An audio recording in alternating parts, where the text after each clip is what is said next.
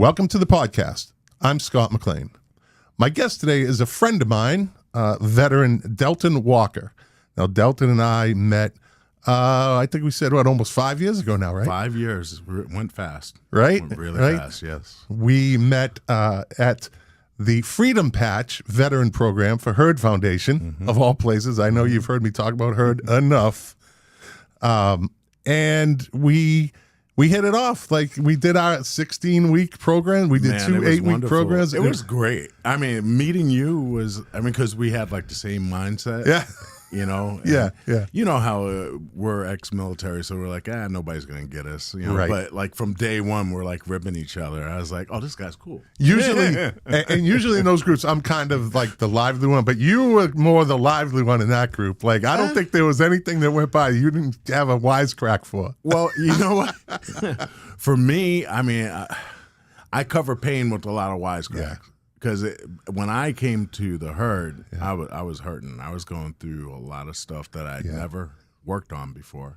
And so, I always had something to say. Yeah, and so you're right. You know, a lot of comedians, their comedy is grown from pain, right? Yeah, and it's how do you cope with it? You know, I'm notorious for, like, in my family, we could be having dinner, and maybe one of my stepkids will say something about, I remember, my sister, and I was like, my brother. I'm like, thanks for reminding me that my brother died.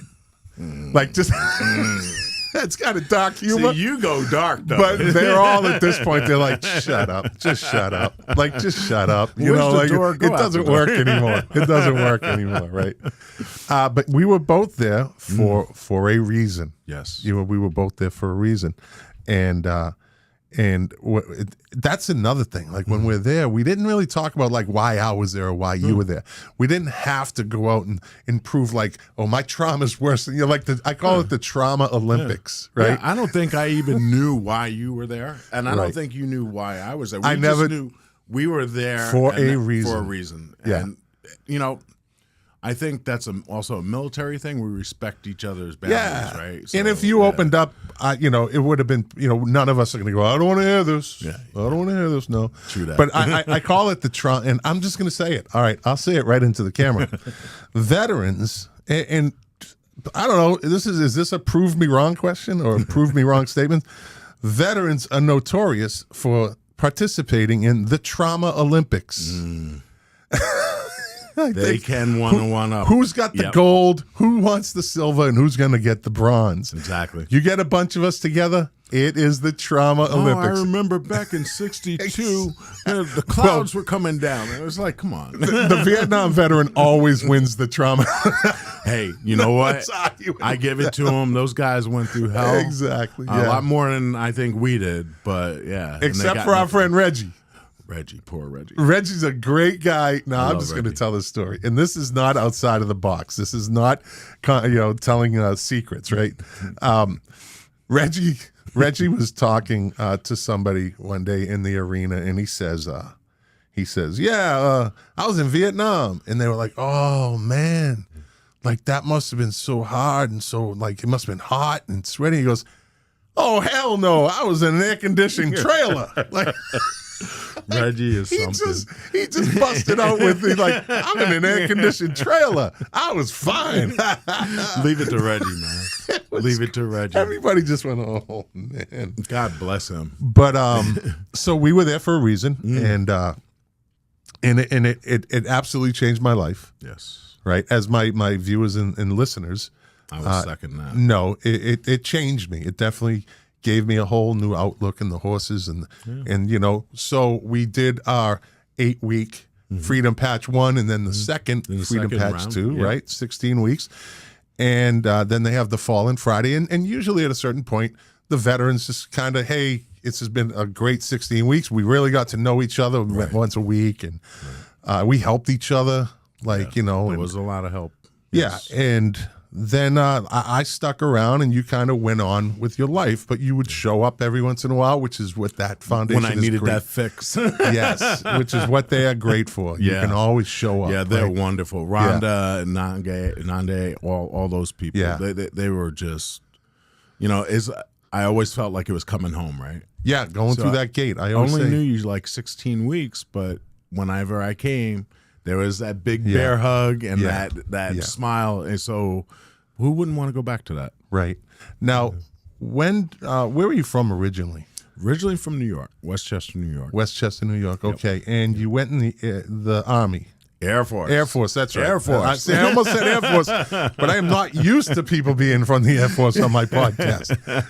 So I was, you watched the playback. I was about to say Air Force, and I stopped. I'm like, no, I don't think. I won't hold it again. Yeah. So you're in the Air Force. What did you do in the Air Force? So I went in as a crew chief on fighter jets. Okay. At Fort Phantom at the time, which is the Wild Weasel. That was my plane in the Philippines. We used to patrol the flight lines. That is a bad loudest jet ever made. It is the heaviest jet ever made, so it proves that if you put enough engine behind something, you can get it to fly. And those afterburners at night when it takes off, there's nothing like it. I used to sit out by my TAVI. I wouldn't even be in my uniform. I'd come to the AMU. Yeah. And my first AMU for the listeners that don't. Yeah. So that's my duty station on the flight line. And my chief master sergeant, sometimes he'd be around or not, and he'd see me out of uniform. So, Walker, what are you doing up here? I'm like, Sarge, I'm just going to watch the planes take off tonight. And I'd watch them just go over the fence, and they'd be going left and right. And just, to me, that was peace while I was in. Did you wear I wore hair protection? Well, I call it Fugazi ear protection because let me tell you, that ear protection, we had the little yellow foamies and then the plastic. It was garbage, dude.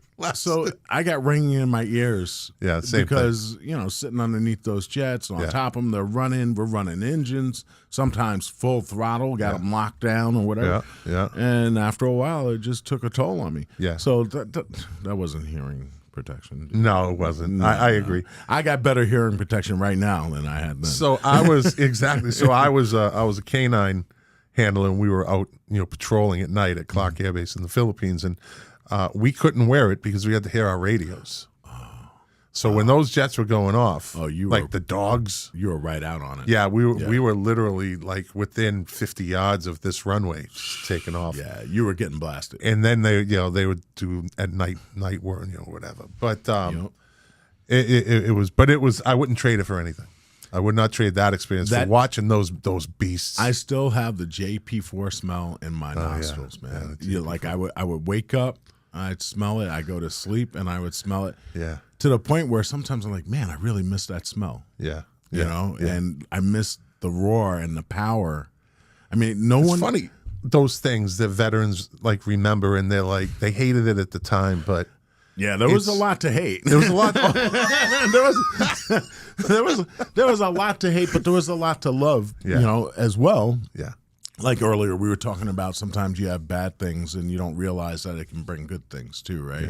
Yeah. So for me, being in, I was in ROTC for 4 years in high school before I went in. My two cousins were 82nd Airborne. So you were ROTC. I was JAIL. JIL, what's that? JAIL. I never heard of that. Jail. Oh. Sometimes. I hate you sometimes, Scott. You know what I mean? I was part-time in JAIL.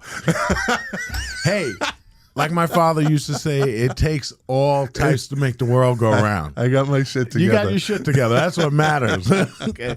Hey, but you know what? That's an education all in itself. Okay. They need to give diplomas out on that because I don't think I could handle that. Okay. So I'm much too pretty to go to jail. Okay. Back to the show. So did you go over? Overseas? Yeah. So that was my purpose. That was my goal. When I was a kid in ROTC, my parents were redoing my bedroom. I remember this day like it was yesterday. And they said, you can paint your room any color you want except X, Y, Z, Z, Z, Z. I said, I don't want to paint my room. And they're like, well, you got to paint your room because it's time. And I was like, no, I want a map of the world. And my room was probably about the size of your studio, maybe a little bigger. And it covered the whole wall. Dude, this map was awesome. I had thumbtacks of every color in all the countries I wanted to go in or go to. And so at that point, I was still a kid. So I wasn't really thinking that I'm definitely going to go in the military. But I said, I'm definitely going to visit these countries. So I had thumbtacks in Norway, Germany, France, Italy. It was just everywhere, right? My father came in and he goes, what are you doing with all those tacks? I said, one day I'm going to visit those countries, right? But I hadn't figured out how the hell I was going to do it. And then I started thinking, well, you know what? I'll just backpack, right? You know, Hostile. I'll buy a ticket, I'll backpack, whatever. And I started thinking, damn, I'm going to need money. How am I going to do that? Kind of important. Kind of important. But, you know, when you're a kid, you're not thinking, you know, your parents are paying for everything, so everything's a dream, right? Yeah. So I graduated high school in 81, Roosevelt High School. I played football for them. Then I left and I went to Westchester Community College and I played football there. And in between playing football there, I was also playing semi-pro football.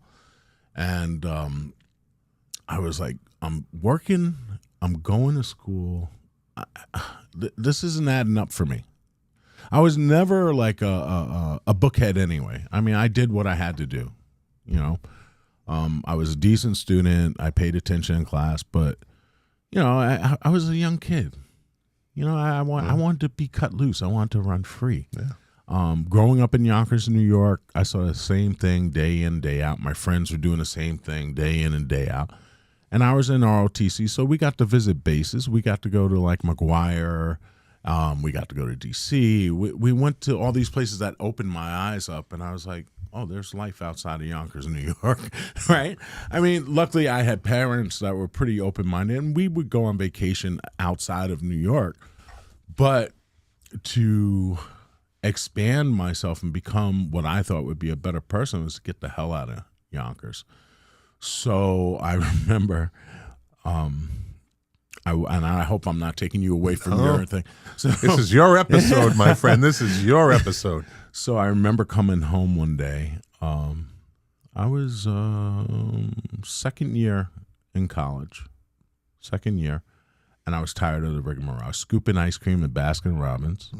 I was washing dishes at night.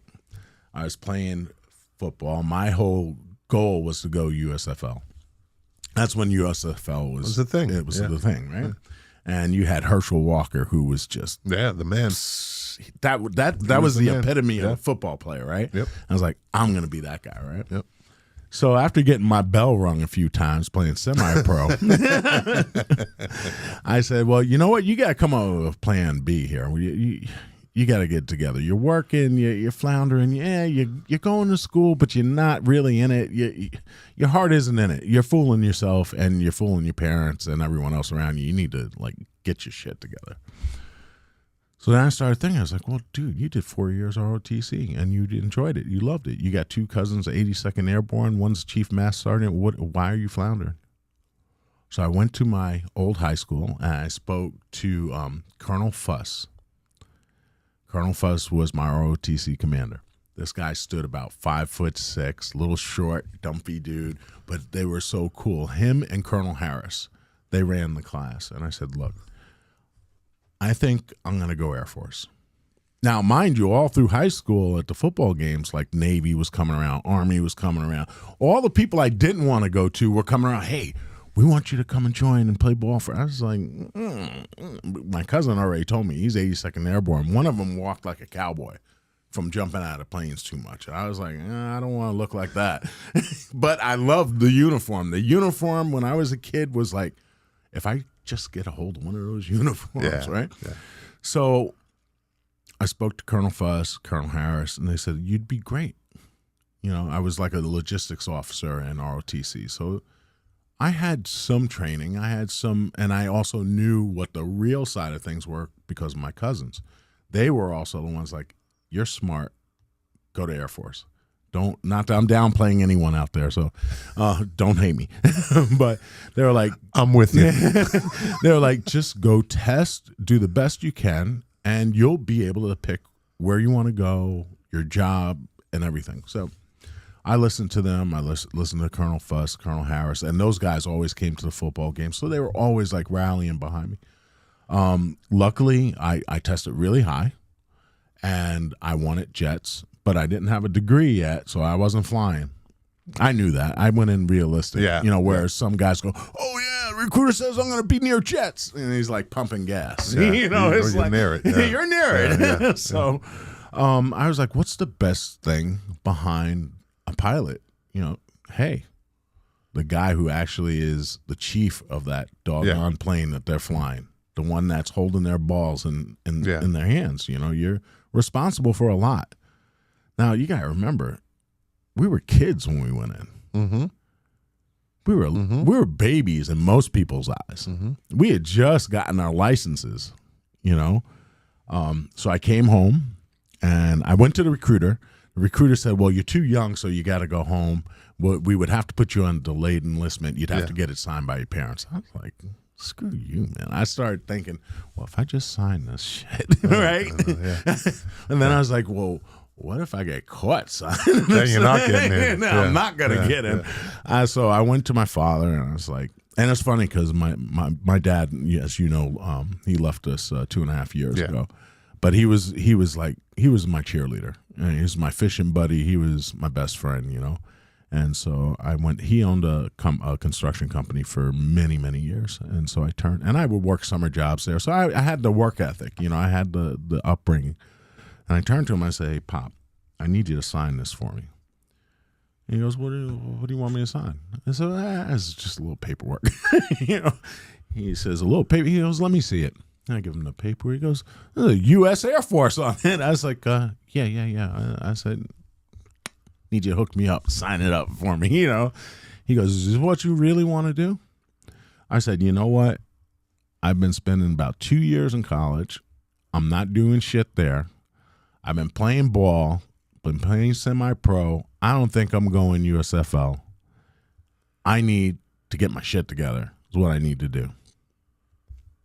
I saw friends of mine to this day, a lot of them have passed on. They've got caught up on drugs or they just made bad choices. So I said, well, how bad a choice can it be going in the military to get my shit together? So he signed it. He goes, "Now, how are you going to tell your mother?" I said, "Well, I'm not. You're going to." Yeah. I said, "That's what I got you for." He goes, "All right." He goes, "I'm going to have a talk with her, but she ain't going to like it." And it's like, well, I didn't think she was going to like it, but it's my life, and I really need to move forward. He signs the paperwork. Oh, I forgot to add, I was 10 pounds overweight because I beefed up for that football. whole thing, Yeah. So the recruiter says, okay, you lose weight. Yeah, you got to lose weight by time. So I was on delayed enlistment for like a year, dude. Yeah. I went to work for a computer company way up in Windham, New York. I'm sure you know what it is. That's where it was near Woodstock, Right, where they had the big concert, right? So I took a job. I left home, took a job up there, and I was running 10 miles a day to lose this weight. Yeah. Well, I got addicted to it. I just was running everywhere. Dropped the weight within, 30 days, whatever. I was way before I had to, check in. So I'll fast forward, get into basic training, and I had shaved my head before we got on the bus. My cousin said, "Look, just shave it. They're going to do it anyway. Shave it off." I didn't have a big fro back then. I had a little fro. My parents weren't letting me sport the big one. Right. They're like, "You can have a little one, but you can't have the big Jackson 5, right?" Yeah. So I shaved that off. I was in great shape, probably the best shape out of all my football. We years. usually are when we go into basic training, getting out of basic training. Yeah, man. I was eating weights. I was lifting. The best time of my life. So I go in, and I put down on my dream sheet to go to Germany. And I knew I wanted to go overseas. I did not want to stay stateside. I was like, what do I want to stay in the States for? I'm from the States. I can go get on a train and go anywhere here, but I can't do that over there. And then I remembered my map. Yeah. So I left for basic 4:30 in the morning, and you know the deal. You're on the bus. Yeah, I did it. And I think everyone listening that was in the military gets that story. Everybody knows. There's always the one on there that's got the peacock haircut with the color and everything. They do it on purpose. Yeah. And I get off the bus. As a matter of fact, Colonel Fuss and Colonel Harris said to me, they're going to make you squad leader. I was like, what are you going to make me squad leader for? They're going to make you squad leader. I get off the bus right away in your shed. And I was like, hey, this is pretty cool. There were other guys like whimpering and crying and like, what did I do? I'm like, dude, what you did was you signed your life over to Uncle Sam. Just enjoy the ride, dude. Yeah. We're going to be in the best shape of our lives. Got through basic training. Tech school, the whole 9 yards. As a matter of fact, while I was at basic, Tech Sergeant Upton, he was our TI. I remember him. I'm sure you remember your TI's name, right? Yeah. Big 7-foot Texas draw type of dude. And he calls me over to the snake pit. This is our last day. We're graduating. And he goes, Airman Walker. I'm like, sir, Airman Walker reports his order. And he goes, we want you to stay behind. I was like, stay behind? I was like, this motherfucker, he must be out of his mind. I got orders to Germany. I got my tech school, and then I'm going to Germany. I said, what do you want me to do, sir? And he goes, we want you to be a TI. I was like, oh, hell no. That's an overrated babysitter. I'm not doing that. Too much work. And too early in the morning. Yeah. So I left for tech school. I was in Wichita Falls, What Kansas. Year was this? 85. 85, okay. Yeah, 85. I'm an old dog. I went in 87, so you were still a baby. Yeah, I was 23 actually. Yeah, it was still a baby. Still a baby. Yeah. We all were. Yeah. We were all babies. Yeah. So I go to Wichita Falls, Kansas. We do tech school. Then I ended up going to like, oh my God, Wichita Falls sucked. I hated it there. Yeah, I can imagine. Arkansas. Then I had another tech school. Oh, Moody Air Force Base, Georgia. Yeah. That was my last tech school before I left for Germany. Now, my father was from Macon, Georgia. I'm a young kid out of New York. So, young black kid out of New York, we ain't taking nobody's shit, right? He says, don't go down there thinking that you can do the New York thing down there because you're going to get your butt kicked, right? Yeah. He wasn't lying. I remember having to get a haircut for $35.10 back then, and I was late on base. The barbershop closed. I got in the car with some buds. We went downtown. There was a sign that said, we don't cut black hair. I was like, holy cow. Yeah. So my father wasn't bullshitting. So what did I do? I hightailed back to base. We graduate from there. I come home on leave, my first time home on leave. And it was the most amazing feeling coming home and dress blues. Yeah. I remember I came in I came into JFK. It was winter. It was right around Christmas. There was a limousine guy out front. This is how karma is so cool, man. I always tried to do the right thing. Not saying I always did it perfect, but I was standing there trying to figure out, okay, I need to take a cab. How am I going to get? We're still a kid.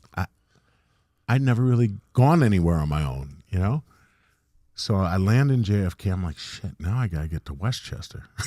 I'm thinking, oh, gravy, I'm in New York. I'm good, right? No, you still got a ways to go there, buddy. Yeah. So I'm standing out and waiting to see if I can grab a cab. And this guy in a limo pulls up. He goes, oh, are you waiting for a ride? I said, yeah. I said, but you're going to be a little too expensive for me. I'm just a serviceman, right? He goes, where you got to go? I said, well, I got to go to Westchester, New York. I'm coming home to see my parents, right? And he says, how much you got? This is what the guy says to me. I said, well, I can't tell you what I got on me. I had that much New York sense. Yeah. I said, but, I'll float you a C note. He says, I'll take you for 50. Guy took me straight up to New York. Nice. So he drops me off in the driveway, and I go in the house. And my mother didn't know I was coming. My father knew. My dad, I could tell him anything. He was just awesome. And I walked in, and she damn near had a heart attack. Yeah. And so she started to realize that, hey, you know, I was safe, I was well taken care of, and I had enough common sense to take care of myself. And so she kind of jumped on board at that point, you know. But prior to that, she was a nervous Nelly. Yeah. I mean, this woman would call the USO if she hadn't heard from me in about a week.